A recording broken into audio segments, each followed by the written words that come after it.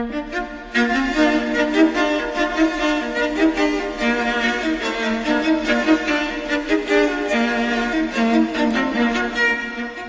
to another in a series of sound ideas from Simon & Schuster. Since it was first published in 1952, The Power of Positive Thinking by Dr. Norman Vincent Peale has continued to be an inspirational bestseller. Through its vivid demonstrations of the power of faith, it has helped millions of men and women find a workable method for achieving happiness and success. Our cassette will begin with a greeting from Dr. Peale himself, who will tell you why he wrote the book and why he hopes it can make a difference in your life. Then, in order to convey the essence of his work, our program is presented in 3 chapters, with Dr. Peale reading from selected passages. At the end of each chapter, you'll find a formula or a list of exercises.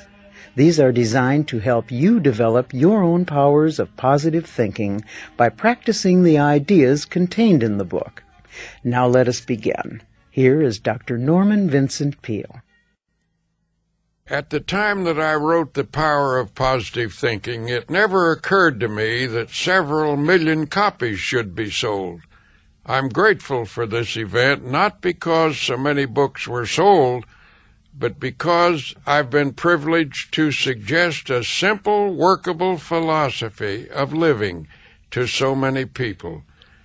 The dynamic laws which my book teaches were learned the hard way by trial and error in my personal search for a way of life.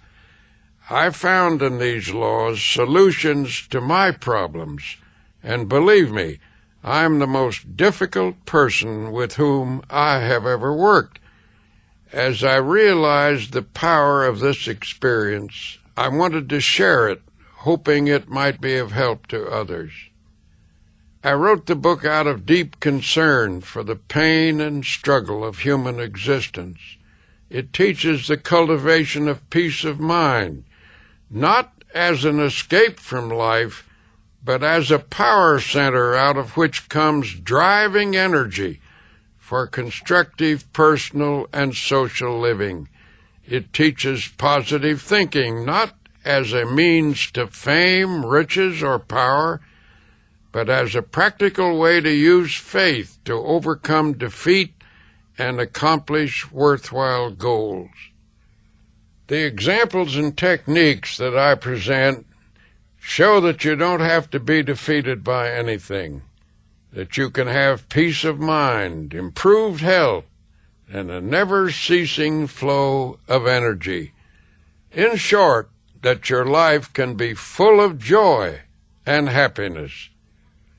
In formulating this simple philosophy of life, I found my answers in the teachings of Jesus Christ, the greatest teacher who ever lived and who still lives.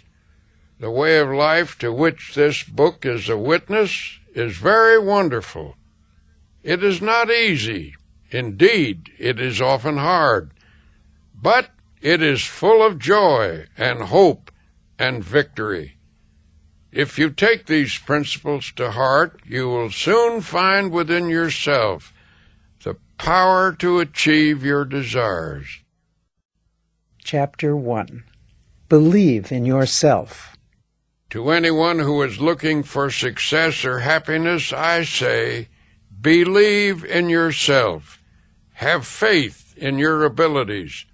If you want a life that is full of joy and achievement, you must have confidence in your own powers.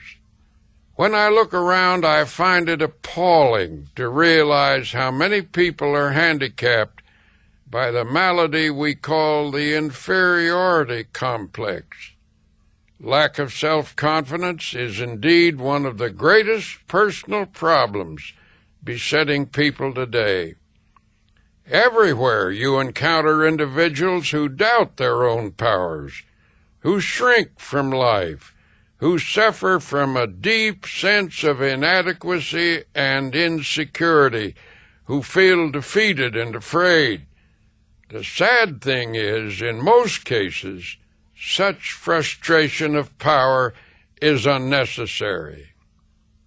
Let me tell you a story. Several years ago, after speaking to a business convention, a very intense man approached me about a matter of desperate importance to him. We went backstage to sit down, and he explained, "I'm in town to handle the most important business deal of my life. If I succeed, it means everything for me. If I fail, I'm done for." I suggested that he relax a little, that nothing was quite that final. If he succeeded, that was fine. If he didn't, well, tomorrow was another day. "But I have no confidence in myself," he admitted. "In fact, I feel I'm just about sunk. Here I am, 40 years old. Why is it that all my life I've been tormented by inferiority feelings, by lack of confidence, by self-doubt? I listened to your speech tonight where you talked about the power of positive thinking, and I want to know how I can get some faith in myself." After listening to this man's all too familiar plea, I told him there are 2 steps to take. First, you have to find out why you feel you have no power. That requires analysis and will take time, but to pull you through this immediate problem, I shall give you a formula. As you walk down the street tonight, I suggest that you repeat certain words that I shall give you. Say them over several times after you get into bed. When you awaken tomorrow, repeat them 3 times before rising. On the way to your important appointment, say them 3 additional times. Do this with an attitude of faith, and you will receive sufficient strength and ability to deal with this problem. Following is the affirmation which I gave him. "I can do all things through Christ who strengthens me." I watched him square his shoulders and walk out into the night. He seemed a pathetic figure, and yet the way he carried himself as he disappeared showed that faith was already at work in his mind. Sometime later he told me that this simple formula did wonders for him and added, "It seems incredible that a few words from the Bible could do so much for a person." In time, as this man learned how to have faith, he gradually attained a strong, steady, reasonable self-confidence. Things now flow toward him rather than away from him. His personality has taken on a positive character, so that he no longer repels success, but on the contrary, draws it to him. He now has authentic confidence in his own powers. The greatest secret for eliminating the inferiority complex, which is another term for deep and profound self-doubt, is to fill your mind to overflowing with faith. Develop a tremendous faith in God, and that will give you a humble yet soundly realistic faith in yourself. But how, you may ask, do I acquire this dynamic faith? Well, the answer begins with the study of the Scriptures and the use of prayer, lots of prayer. The Scriptures say, "According to your faith be it unto you." So the bigger your problem, the bigger your prayers should be. Along with prayer and study of the Scriptures, another very effective way to build self-confidence is by suggesting confidence concepts to yourself. If your mind is obsessed by thoughts of insecurity and inadequacy, that is, of course, because such thoughts have dominated your thinking over a long period of time. You must give your mind a different and more positive thought pattern. and that is accomplished by the repetition of confident ideas. You see, feelings of confidence depend upon the type of thoughts that habitually occupy your mind. If you constantly fix your attention upon dire events that might happen, you will constantly feel insecure. And what is even more serious is the tendency to create, by the power of thought, the very condition you fear. Once when Stonewall Jackson planned a daring attack, one of his generals fearfully objected, saying, "I'm afraid of this," or "I fear that." Finally, Jackson put his hand on this doubting subordinate's shoulder and said, "General, never take counsel of your fears." It has been said that thoughts are things, that they actually possess dynamic power. Well, I've seen over and over again how people can truly think themselves into or out of situations. You can make yourself ill with your thoughts, and by the same token you can make yourself well by the use of a different and healing type of thought. As William James, the eminent psychologist, put it, "The greatest discovery of my generation is that human beings can alter their lives by altering their attitudes of mind." Or, as Ralph Waldo Emerson declared, "A man is what he thinks about all day long." The fact is, as you think, so shall you be.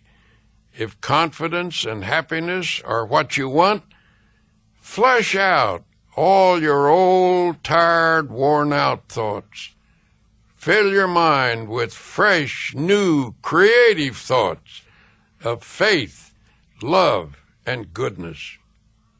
One of the most powerful cures for self-doubt is the thought that Almighty God is actually with you and helping you, that He will be your companion and will stand by you, help you, and see you through all adversity. To practice this belief, simply affirm, God is with me, God is helping me, God is guiding me. Spend several minutes each day visualizing His presence. Then practice believing that affirmation. Go about your business on the assumption that what you have affirmed and visualized is true. The release of power and confidence which this procedure stimulates will astonish you. Now, in the same way that you can think your way to confidence, so it is with happiness itself. I once met an old man who absolutely bubbled over with radiant happiness. When I asked him his secret, he said, "Why, it's just as plain as the nose on your face. When I get up in the morning, I realize I have two choices, either to be happy or unhappy. And what do you think I do? I'm not dumb. I just choose to be happy." And that's all there is to it. Now, that may seem a superficial response, but I recall that Abraham Lincoln, who nobody could accuse of being superficial, said that people were just about as happy as they made up their minds to be. Of course, not all unhappiness is self-created. Social conditions are responsible for more than a few of our problems. But the truth is, many of us actually manufacture our own unhappiness simply by thinking unhappy thoughts. We do this, for example, when we habitually take on negative attitudes, such as, everything is going to turn out badly, or other people are always getting what they don't deserve, or how come I never get what I want? Unhappiness is further increased when we saturate our minds with resentment, hate, fear, and worry. Well then, if we ourselves create such a large proportion of our unhappiness, how can we produce happiness instead? The happiness habit is developed simply by practicing happy thinking. Make a mental list of pleasant thoughts and pass them through your mind several times each day. If an unpleasant thought should enter your mind, immediately stop, consciously reject it, and substitute a pleasant thought. Every morning before rising, lie relaxed in bed for a few minutes. Let pictures of each happy experience you expect to have during the day pass across your mind. Savor their joy. Such thoughts will help cause events to turn out that way.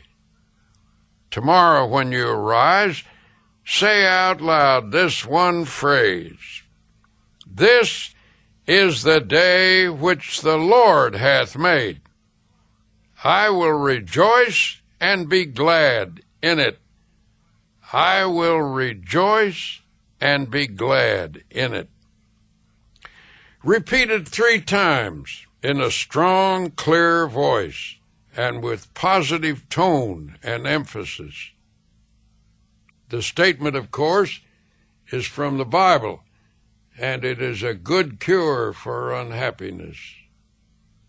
While dressing or shaving or getting breakfast, you might also say aloud a few such remarks as, "I believe this is going to be a wonderful day. I believe I can successfully handle all the problems that will arise. I feel good physically, mentally, emotionally.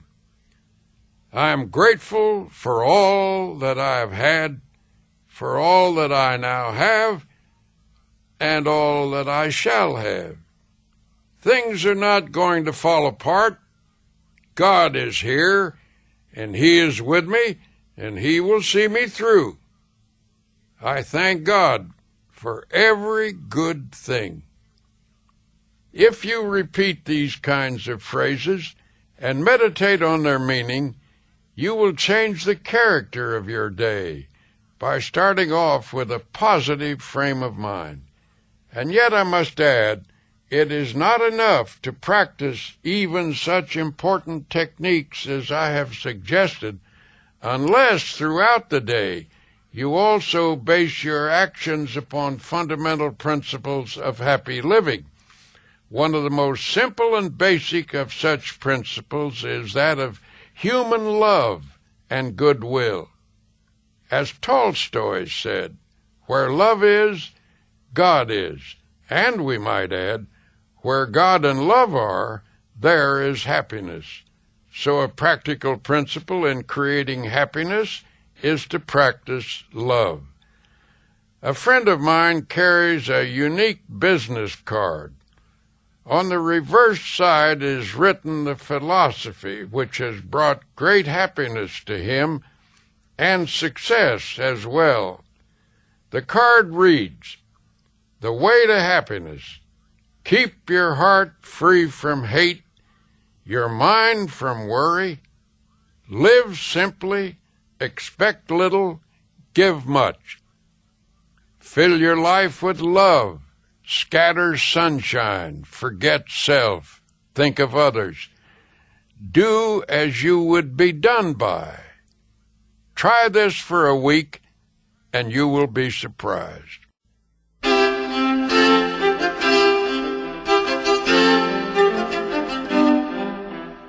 To help you build up your self-confidence now, here is a list of 6 rules to follow. 1. Create a mental picture of yourself succeeding. Hold on to this picture tenaciously. Never permit it to fade. Your mind always tries to complete what it pictures, so always picture success, no matter how badly things seem to be going at the moment. Whenever a negative thought concerning your personal powers come to mind, deliberately voice a positive thought to cancel it out. 2. Do not build up obstacles in your imagination. Minimize them instead. Problems should be seen for what they are and never inflated by fearful thoughts. 3. Do not be awestruck by other people or try to copy them. Remember that most people, despite a confident appearance, are often as scared and as doubtful of themselves as you are. 4. Get a competent counselor to help you understand the origin of your inferiority or self-doubt feelings. These often begin in childhood. Self-knowledge leads to a cure. 5. 10 times each day, practice the following affirmation, repeating it out loud if possible. I can do all things through Christ who strengthens me. That magic statement is the most powerful antidote on earth to inferiority feelings. 6. Put yourself in God's hands. To do that, simply state, I am in God's hands. Then believe you are now receiving all the power you need. Affirm that the kingdom of God is within you in the form of adequate power to meet all of life's demands. Remind yourself that God is with you and nothing can defeat Him.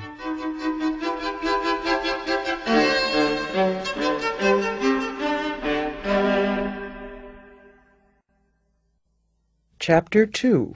A Peaceful Mind Generates Power. How often have you found yourself complaining about how poorly you slept the night before, that you went to bed with an earful of trouble? Given the choice, wouldn't you rather fall asleep with a mind full of peace? The secret to a mind full of peace lies in your mental attitude. The life of strain is difficult. On the other hand, the life of inner peace, being harmonious and without stress, is the easiest type of existence. It is a life which accepts God's gift of peace and embraces the attitude of relaxed trust in Him. A physician I know says that many of his patients have nothing wrong with them except their thoughts. He has a favorite prescription for some of them, a verse from the Bible. It reads, Be ye transformed by the renewing of your mind. He finds that when his patients change the pattern of their thoughts, they actually achieve a more peaceful state of mind, and that helps to produce health and well-being. The first technique I recommend for attaining a mind full of peace is to practice emptying the mind. I cannot emphasize enough the importance of a frequent mental catharsis, which means clearing the mind of fears, hates, insecurities, regrets, and guilt feelings. One effective method for doing this is the daily practice of silence. Remember what the great writer Thomas Carlyle said. Silence is the element in which great things fashion themselves together. Everyone should insist upon at least 15 minutes of absolute silence every day. Go alone into the most quiet place available and sit or lie down. Do not talk, do not write, do not read. Think as little as possible. Conceive of your mind as the surface of a body of water and see how nearly quiet you can make it so that there is not a ripple. When you have attained a quiescent state, then begin to listen for the deeper sounds of harmony and beauty and of God that are to be found in the essence of silence. At intervals during the day, practice thinking a carefully selected series of peaceful thoughts. Let mental pictures of the most peaceful scenes you have ever witnessed pass across your mind. You might, for example, see a beautiful valley filled with the hush of evening time as the shadows lengthen and the sun sinks behind the horizon. Or you could recall the silvery light of the moon falling upon rippling waters, or the sea washing gently upon soft shores of sand. Serene images like these will work upon your mind as a healing medicine. You might also practice the technique of repeating beautiful words out loud. Words have profound suggestive power, and there is healing in the very saying of them. Utter a series of panicky words, and your mind will immediately go into a mild state of nervousness.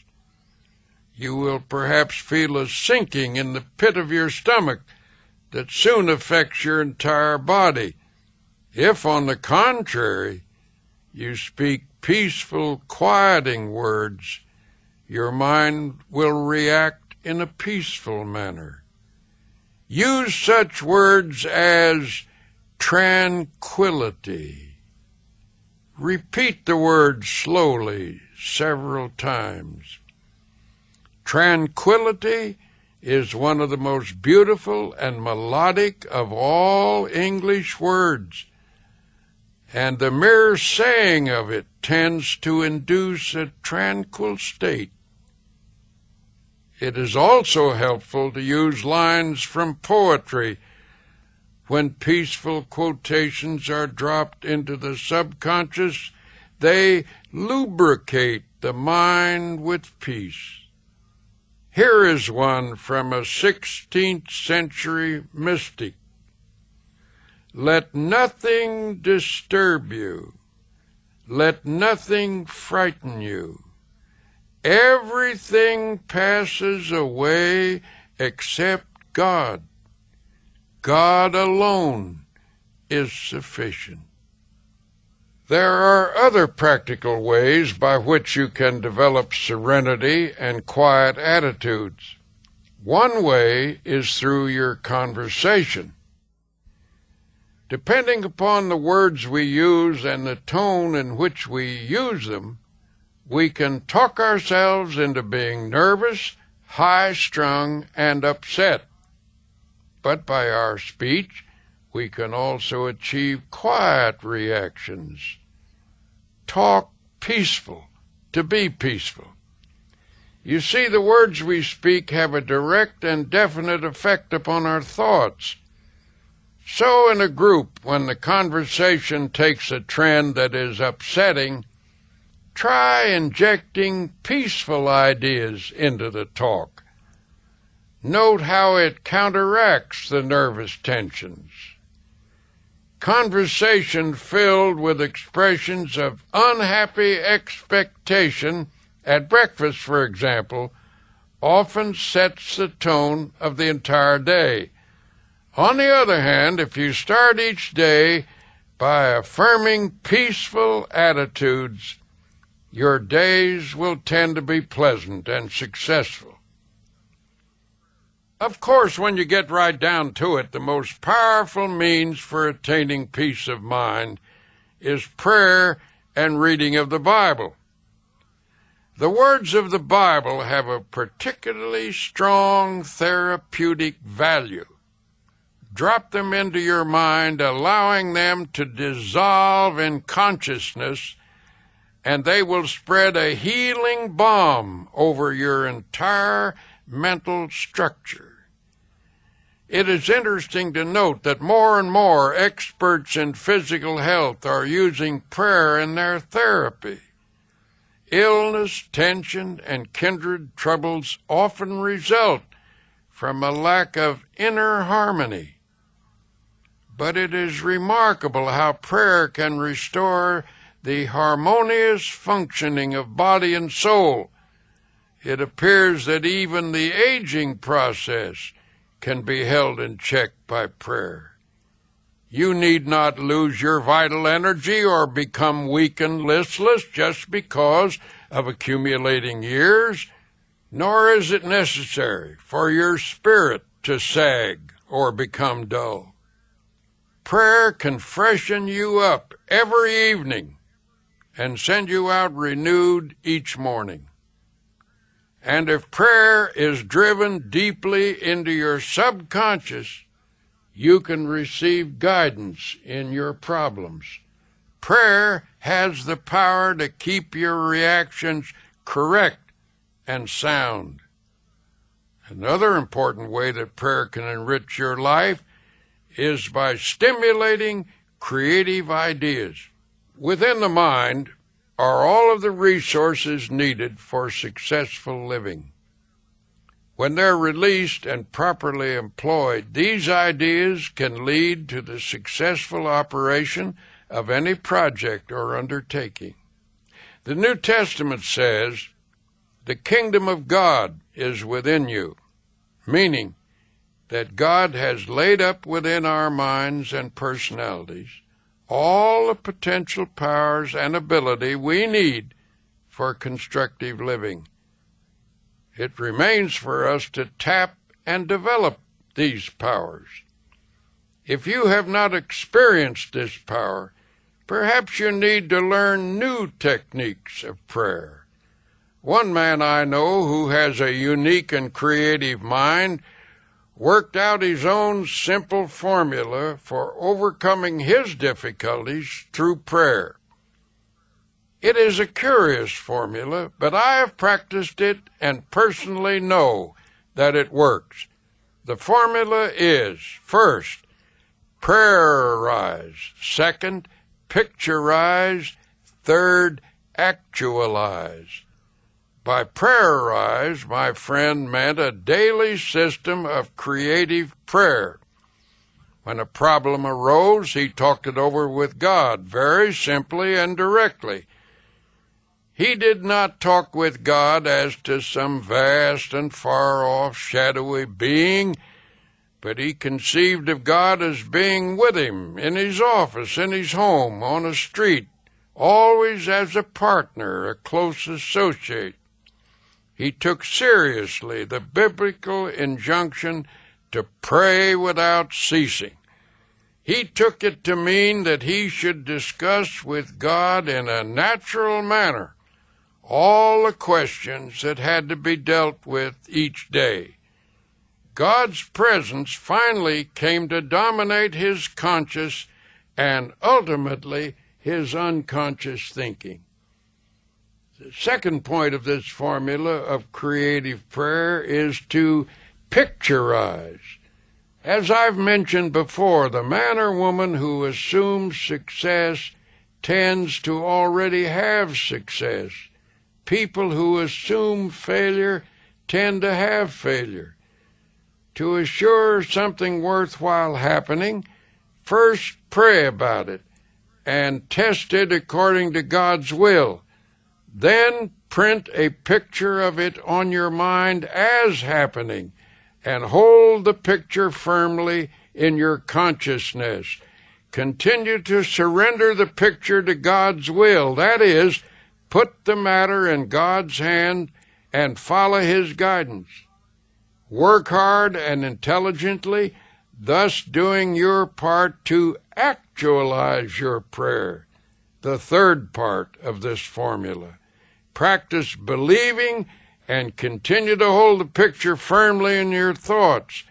Do this, and you will be astonished at the strange ways in which the image becomes a reality.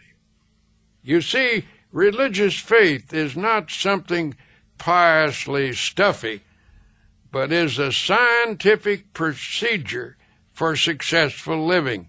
Personally, I believe that prayer is a sending out of vibrations from one person to another and to God. All of the universe is in vibration. There are vibrations in the molecules of a table. The air is filled with vibrations. The reaction between two human beings is also in vibration. When you send out a prayer for another person, you employ the force inherent in the spiritual universe. You transmit from yourself to the other person a sense of love, helpfulness, support, a sympathetic, powerful understanding. In this process, you awaken vibrations in the universe through which God brings to pass the good objectives you pray for. Experiment with this principle, and you will know its amazing results.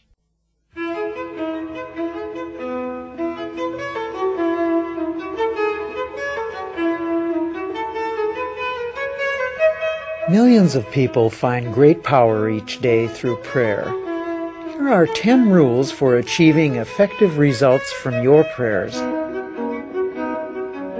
1. Set aside a few minutes each day. Do not say anything, simply practice thinking about God. This will make your mind spiritually receptive. 2. Pray out loud using simple, natural words. Tell God anything that is on your mind. Talk to God in your own language. He understands it. 3. Pray as you go about the business of the day, on the subway or bus or at your desk. Utilize minute prayers by closing your eyes to shut out the world and concentrating briefly on God's presence. 4. Do not always ask when you pray, but instead affirm that God's blessings are being given and spend most of your prayers giving thanks. 5. Pray with the belief that sincere prayers can reach out and surround your loved ones with God's love and protection. 6. Never use a negative thought in prayer. Only positive thoughts get results. 7.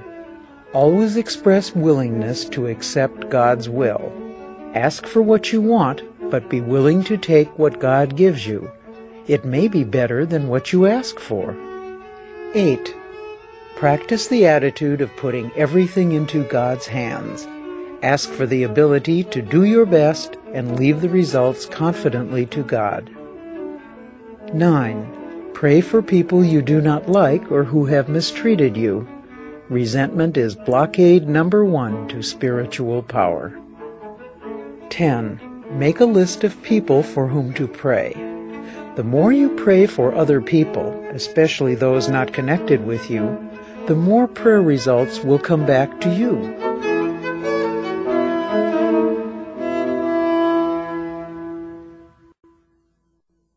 Chapter 3. Achieving Your Goals.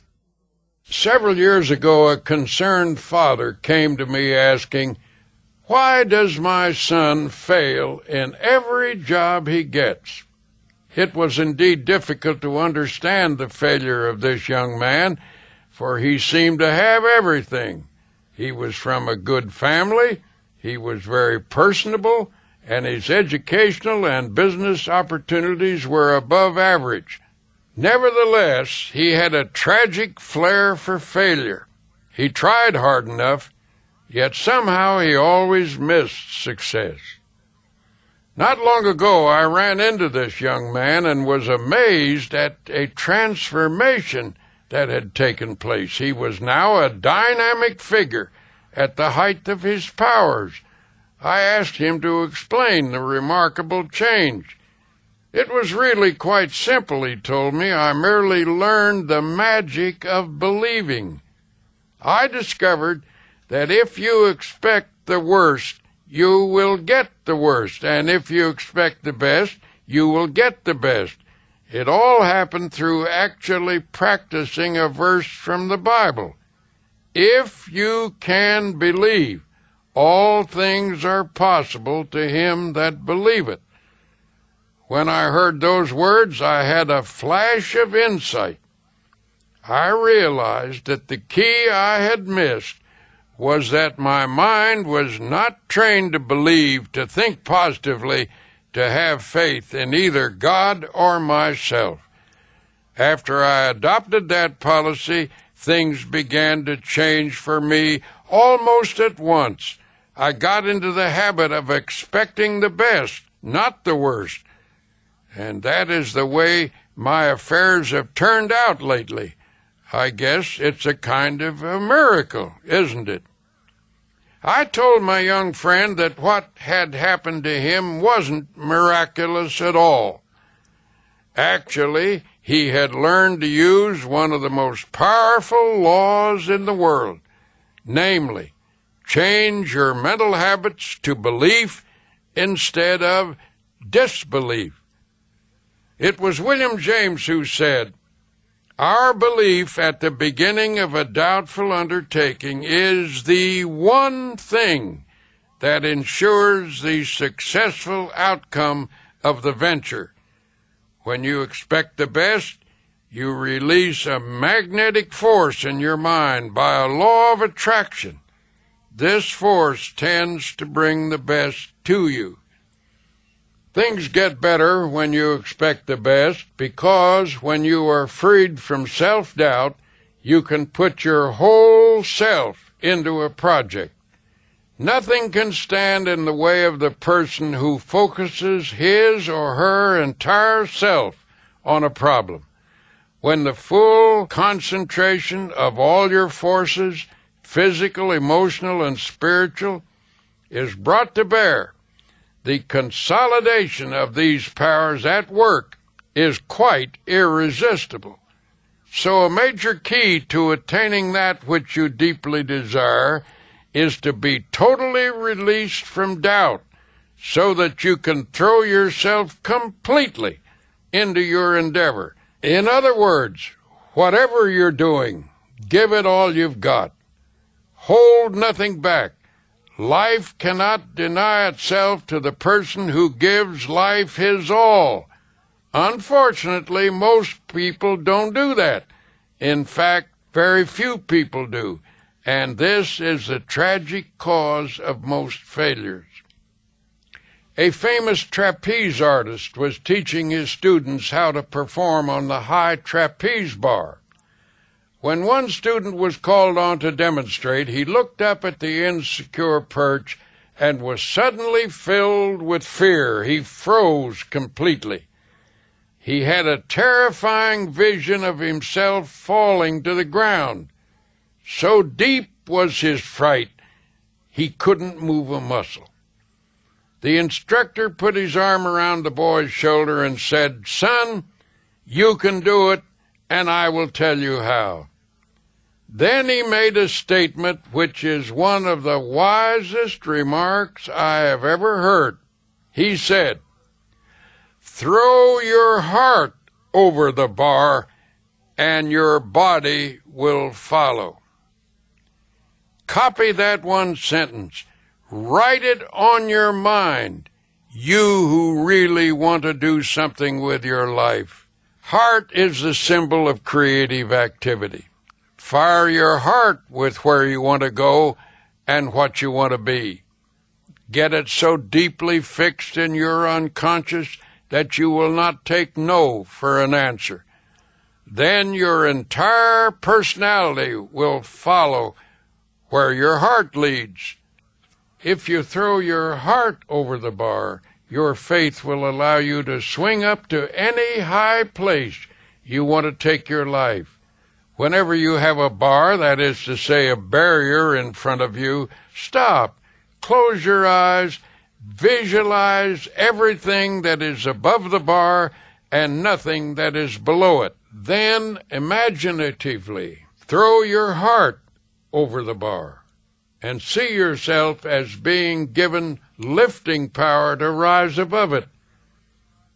Every day as you confront the problems of life, I suggest that you affirm as follows: I believe that God gives me power to attain what I really want. Never mention the worst. Never think of it. Drop it out of your consciousness. Faith supplies staying power. It contains the dynamic you need to keep going when the going is hard. Anybody can keep going when the going is good, but some extra ingredient is needed to enable you to keep fighting when it seems that everything is against you. I want to share with you a great insight to keep in mind when you're confronted by an obstacle. I learned this one day playing golf when I hit a ball into the rough, into some high grass. I said with some dismay to my partner, "Now just look at that. I'm in the rough with a bad lie, and it's certainly going to be tough getting out of here." But my friend grinned at me and said, "Didn't I read something about positive thinking in your books?" Sheepishly, I acknowledged that such was the case. "I wouldn't think so negatively about that lie of yours," he said. "Do you think you could get a good hit if this ball were lying out on the fairway on short grass?" I said, "Yes, I thought so." Then he did a rather whimsical thing. He asked me to notice the quality of the grass. "Chew it," he said.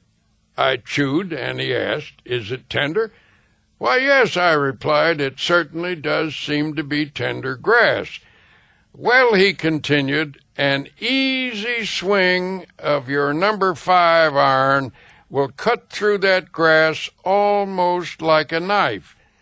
And then he gave me this sentence, which I'm going to remember as long as I live, and which I hope you will too. "The rough is only mental," he said. In other words, it is rough because you think it is. In your mind, you've decided that here's an obstacle which will cause you difficulty. But the power to overcome this obstacle is also in your mind. If you visualize yourself lifting that ball out of the rough, believing that you can do it, your mind will transfer flexibility, rhythm, and power to your muscles, and you will handle that club in such a manner that the ball will rise right out of there in a beautiful shot. All you need to do is keep your eye on that ball and tell yourself that you are going to lift it out with a beautiful stroke. Let the stiffness and tension go out of you. Hit it with exhilaration and power. Remember, the rough is only mental. To this day, I remember the thrill, the sense of power and delight I had in the clean shot that dropped the ball to the edge of the green. That is a very great fact to remember when you're faced with difficult problems. The rough is only mental. So if you want to change your circumstances, you must first start thinking differently. Form a picture in your mind of circumstances as they should be.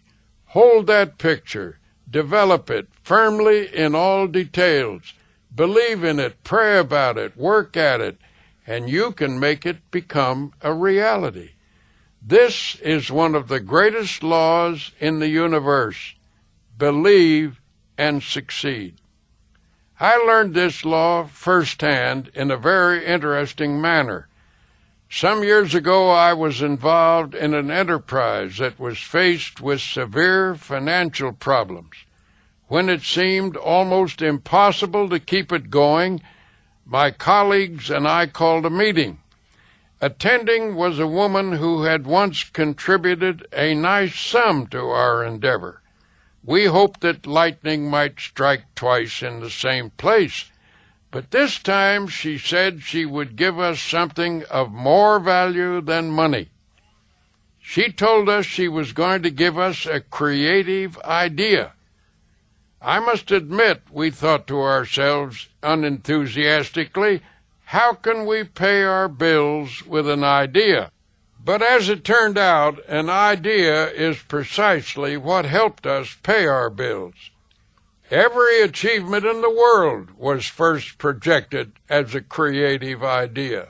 First the idea, then faith in it, then the means of implementing the idea. That is the way success proceeds. What she told us was that we were lacking the resources we needed simply because we were thinking only in terms of lack.